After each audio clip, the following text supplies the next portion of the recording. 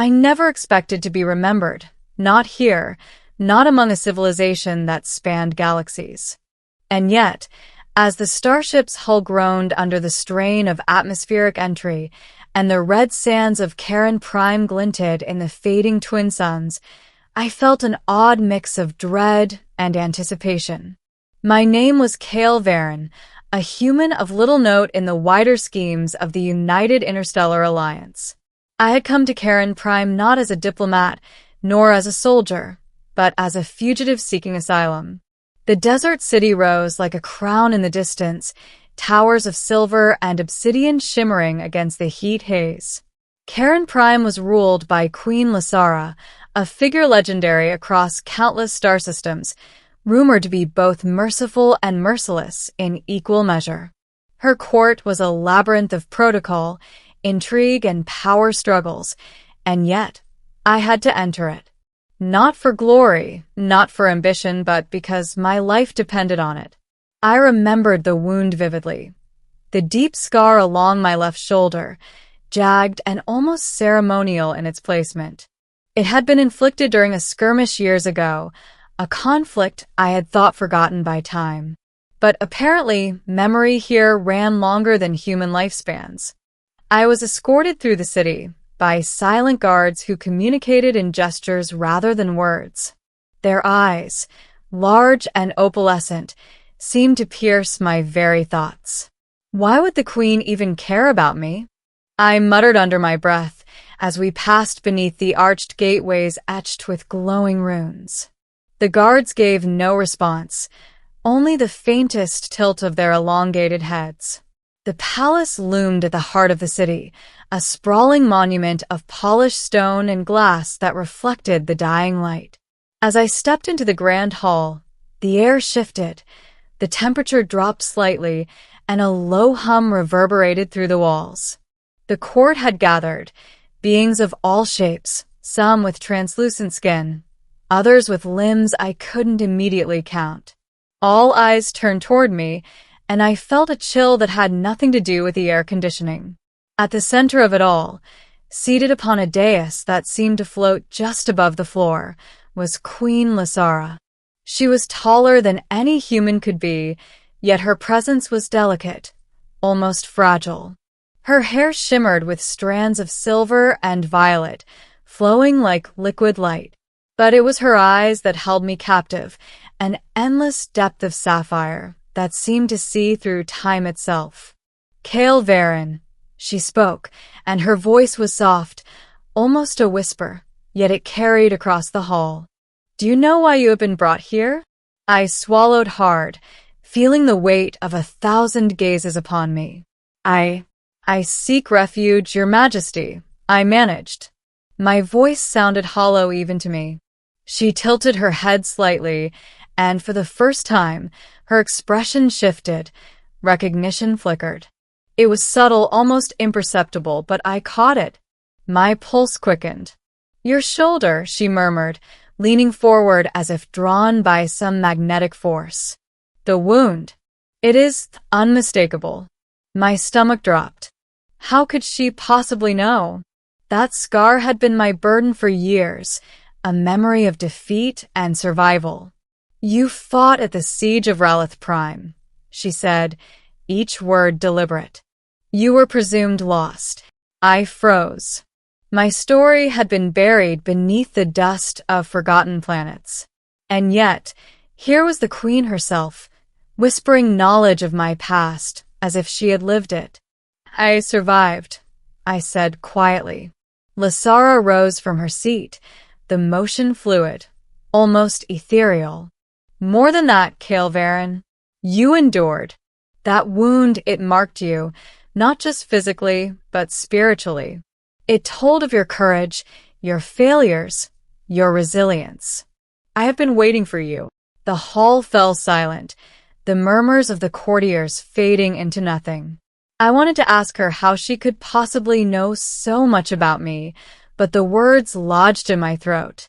Instead, I nodded, uncertain of what came next. You will accompany me, she continued, her gaze never leaving mine. There are matters that require your understanding, and your strength. I was led through a series of corridors, each more opulent than the last, until we reached a chamber lit by bioluminescent panels that pulsed gently like the heartbeat of some great creature. The walls were etched with images of battles, of diplomacy, and of alliances spanning centuries. Lasara gestured for me to sit, and I obeyed, though my mind raced. "You are here because the Karani Empire faces a threat unlike any before," she began. "A shadow from beyond the known galaxies has emerged, a force that consumes worlds and civilizations. We have studied it, fought it in secret, yet even our most skilled warriors falter. And yet you have something they do not." I frowned. "Me? I'm just a human wounded and scarred, but hardly a hero." Lasara shook her head. "Heroism is not always born of victory, Kale. Sometimes it is born of survival. That wound of yours is a testament to that. You possess the ability to adapt, to endure, and to make choices when all seems lost. That is what is required to confront the coming darkness." Her words, spoken with a serenity I could scarcely comprehend, unsettled me. For the first time in years, I felt as though I had a purpose beyond mere existence. "You will not face this alone," she added, her voice dropping to a near whisper, so close I felt her breath on my cheek. "I will guide you, but you must trust in yourself." The days that followed were a whirlwind of training and preparation. I learned to navigate Karen Prime's intricate defense systems, studied alien weaponry, and trained with warriors whose speed and strength eclipsed my own. But always Lasara was there, not as a distant monarch, but as a teacher, a strategist, and at times, a confidant. Despite the urgency of the situation, a bond formed between us. She would speak of Karani history, their victories and defeats, and I would tell her of the human worlds I had known, of our triumphs and follies. Slowly, I realized the Queen was not merely fascinated by my wound or my survival. It was my perspective, my resilience, that intrigued her. One night, as twin moons rose over the palace gardens, she led me to a balcony overlooking the city. The air was fragrant with alien blooms, and the stars stretched endlessly above us. "Kale," she said softly, turning to face me, "do you remember the first battle that marked you?" I nodded, a shiver running down my spine. "Ralith Prime. I was ambushed. I lost most of my unit." Her gaze softened, but her eyes never wavered. "You survived when others did not. That is why you stand here tonight. Not as a soldier, not as a fugitive, but as someone capable of changing fate itself." I looked at her, words failing me.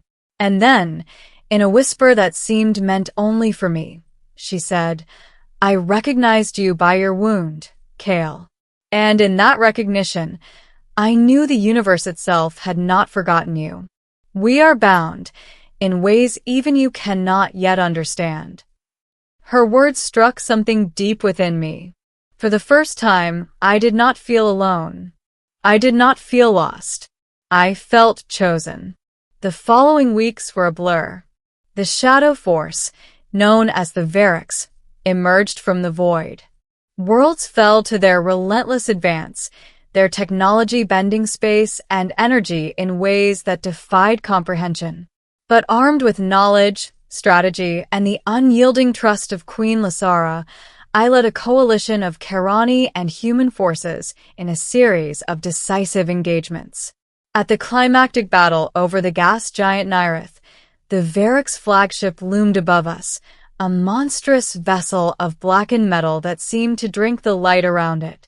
Our forces were battered, casualties mounting, but Lasara's guidance was precise, her commands intuitive.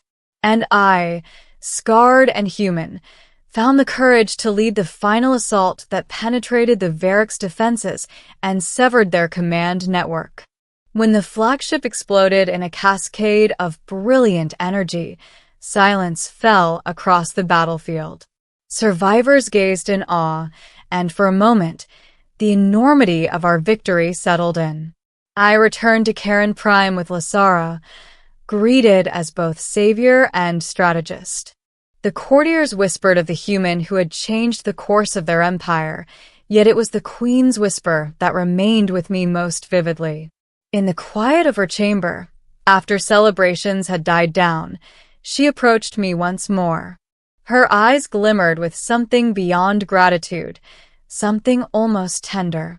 "You were recognized by your wound," she murmured again, tracing the line of her finger across my shoulder, now hidden beneath layers of clothing. "But it is your spirit, Kale, that has truly changed everything. You have become more than memory, you have become legend." I exhaled, overwhelmed, yet at peace. "And you recognized me not as a soldier, not as a hero, but as me." She smiled, and it was as though the universe itself had paused. "Yes, Kale, that is why you are here. That is why you survive. And together, we will shape the future." I realized then that some bonds were not formed by blood or birth, but by the shared acknowledgement of struggle, of survival, and of recognition. My scar had once been a mark of defeat. Now it was a symbol of destiny fulfilled. As the twin moons rose over the palace once more, casting their silver light across the city, I understood that my life had irrevocably changed. Not because of victory alone, but because someone had seen me, not as a fragment of history, but as a whole being capable of shaping what was yet to come. And in the quiet, eternal hum of Karen Prime, I finally understood what the Queen had meant when she whispered my name and recognized me by my wound. Some marks are not meant to fade. They are meant to guide, to remind, and to connect worlds that would otherwise remain forever apart. As the twin moons rose over the palace once more, their silver light spilling across the city, I finally understood the truth of her words. My scar, once a mark of pain and survival, was no longer just a wound. It was a symbol of endurance, of being seen, and of the unexpected ways fate binds lives together. Queen Lasara stood beside me, silent but present, her hand lightly brushing mine. In that quiet, I felt a connection deeper than alliance or gratitude, something that transcended worlds and species. "Kale," she whispered, "sometimes the smallest marks leave the deepest impressions." I looked at her, and for the first time in my life, I did not feel like a man defined by battles lost or scars earned. I felt whole, recognized, and most unexpectedly, at peace. Together, we had faced the darkness and emerged not only victorious, but changed. The city below gleamed in the moonlight, alive with the promise of a future neither of us could have foreseen alone. And in that moment, I knew that some wounds are meant to guide us, and some whispers are meant to change everything. I inhaled the crisp Karani air, letting the enormity of survival, recognition, and purpose wash over me. My journey had begun as a fugitive, but it ended as something far greater, a witness to history, a partner to a queen, and a man who had finally been seen. And as the night stretched endlessly above us, I realized this was only the beginning.